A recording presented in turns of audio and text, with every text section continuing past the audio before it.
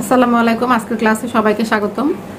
আজকে তোমাদের সামনে বাংলা দ্বিতীয় পত্রের ব্যাকরণ ক্লাস নিয়ে চলে আসলাম। আজকে আমরা সবাই সমাস শিখব। চলো, ব্যাকরণে আমরা জানি সমাসটা একটু কঠিন, সবার কাছে খুব কঠিন মনে হয়, কিন্তু যদি আমরা একটু মনোযোগ দিয়ে ক্লাসটা শুনি এবং মনোযোগ দিয়ে করি তাহলে ইনশাল্লাহ আমরা সমাসটা সহজেই পাবো।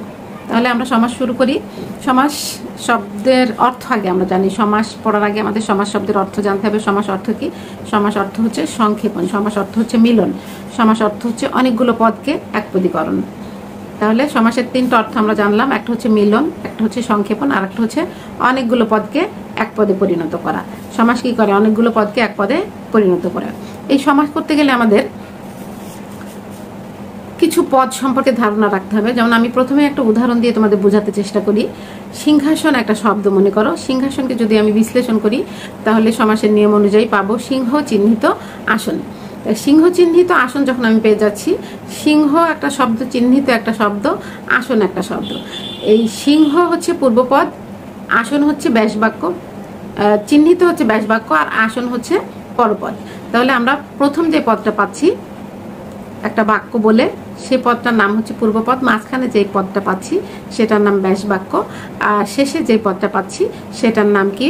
সেটার নাম হচ্ছে পরপদ। এই পরপদের আর এক নাম হচ্ছে উত্তরপদ। তাহলে এই পূর্বপদ, পরপদ এবং ব্যাসবাক্য, এই তিনটা মিলিয়ে একটা পদ তৈরি হচ্ছে, সেটা হচ্ছে সমসমান পদ। আর এই তিনটা শব্দকে আমি একত্রিত করে একটা শব্দ তৈরি করছি। ওই যে সংক্ষিপ্তকরণ, মিলন, অনেকগুলো পদকে এক পদে পরিণত করে ফেলছে। যখন আমি এক পদে পরিণত করে ফেলে বলছি সিংহাসন, তখন এই সিংহাসনটা হয়ে যাচ্ছে সমস্ত পদ। তাহলে সমাস করতে গেলে আমাদের পূর্বপদ চিনতে হবে, পরপদ চিনতে হবে, ব্যাসবাক্য চিনতে হবে, সমসমান পদ চিনতে হবে, সমস্ত পদ চিনতে হবে। যদি এগুলো আমরা না চিনি তাহলে কিন্তু আমরা সমাস নির্ণয় করতে পারবো না। সমাস নির্ণয় করার জন্য এগুলো আমাদের খুব জরুরি, এগুলো আমাদের অবশ্যই শিখতে হবে। তাহলে দেখো, আমরা একটা উদাহরণ দিয়েই বোঝার চেষ্টা করি। সিংহ চিহ্নিত আসন, সিংহকে আমরা বললাম পূর্বপদ, চিহ্নিতকে বললাম ব্যাসবাক্য, আসনকে বললাম পরপদ। এই তিনটাকে একসাথে আমরা বলছি সমসমান পদ, আর সিংহাসনকে আমরা বলছি সমস্ত পদ। তাহলে সমসমান পদের সঙ্গে আমাদের জানতে হবে, সমস্ত পদের সঙ্গে আমাদের জানতে হবে। বলতেছে সমাসের প্রক্রিয়ায় সমাসবদ্ধ বা সমাস নিষ্পন্ন যে পদ, সমাসের নিয়ম অনুযায়ী সমাস নিষ্পন্ন হয়ে যে পদটা তৈরি হচ্ছে সেটা সমস্ত পদ। যেমন সিংহ চিহ্নিত আসনকে আমি নিষ্পন্ন করে ফেলছি, শেষ করে ফেলে একটা শব্দ তৈরি করছি, করে সেটার নামকরণ করছি কি? সমস্ত পদ। তাহলে সমাস নিষ্পন্ন পদ হচ্ছে সমস্ত পদ। আর সমস্ত পদ বা সমাসবদ্ধ পদের অন্তর্গত যে পদগুলো, সমাসবদ্ধ পদের অন্তর্গত যে পদগুলো, সেগুলো হচ্ছে সমসমান পদ। তাহলে আমরা সমাসযুক্ত পদের প্রথম অংশকে কি বলবো? পূর্বপদ, শেষ অংশকে বলবো পরপদ, মাঝখানের অংশকে বলবো ব্যাসবাক্য। এই পরপদের আর একটা নাম হচ্ছে উত্তরপদ। তাহলে আমাদের এই জিনিসগুলো খুব ভালো করে মুখস্থ করে ফেলতে হবে, জানতে হবে। এগুলো যদি আমাদের ভুল হয় তাহলে কিন্তু আমাদের সমাস শেখা হবে না। আমরা প্রথমে যদি ভুল করি তাহলে কিন্তু সমাস শিখতে পারবো না। তাহলে আমি একটা উদাহরণ দিয়ে তোমাদের বুঝাইলাম, সিংহ চিহ্নিত আসন, সিংহাসন। এরকম আরো আছে অনেক উদাহরণ। যেমন বিলেত হতে ফেরত, বিলেত ফেরত, রাজার কুমার, হ্যাঁ, রাজার কুমারের সাথে রাজা, রাজকুমার, রাজার কুমার, র বিভক্তি যুক্ত হলো, এটা হচ্ছে তৎপুরুষ সমাস হয়ে যাবে। এরকম আমরা সমাসের সংজ্ঞা আগে জানলাম, তারপরে অর্থ জানলাম, তারপরে সমাস বলতেছে এক বা একাধিক শব্দকে একসাথে যুক্ত করে যে নতুন শব্দ গঠন করছে সেটাই হচ্ছে সমাস। সমাস কি করছে? অর্থ সম্বন্ধ আছে, অর্থের সাথে সম্বন্ধ থাকতে হবে।